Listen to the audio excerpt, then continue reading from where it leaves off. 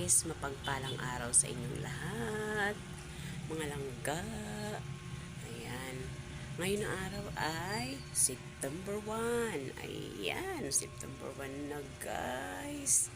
Ayan, malapit na ang Pasko, Bear month na guys, Bear month. Ayan, magandang araw sa inyo. Ayan, mapagpalang araw sa lahat. Ayan, kumusta kayo guys? Ayan, nandito na naman tayo. Pero September 1 ngayon guys, pero maulan. Maulan na. Ayan, kagabi sobrang ulan guys. Ang lakas ng ulan talaga kagabi. Ayan, tingnan nyo naman yung naipon kong tubig. Ayan oh. Ayun, andeto pa. Ayan, ang daming tubig kong naipon. Ayan guys, ang dami kong naipon na tubig, di ba?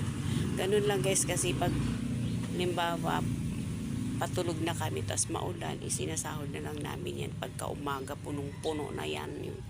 Kaya lang ito kagabi, ito isinalin ko ito dito, doon, sasalin ko dito. Kaya punong-puno yung urokan ko nandito sa baba. Ayan o, puno din ng tubig ulan. Ayan, kaya nag-iipon kami ng tubig.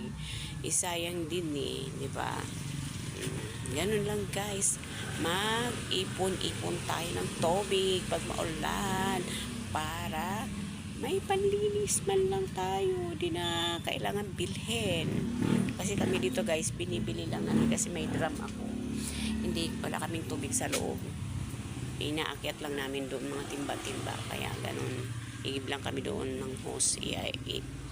Ano lang dito yung hose. Ayan, ganun lang guys.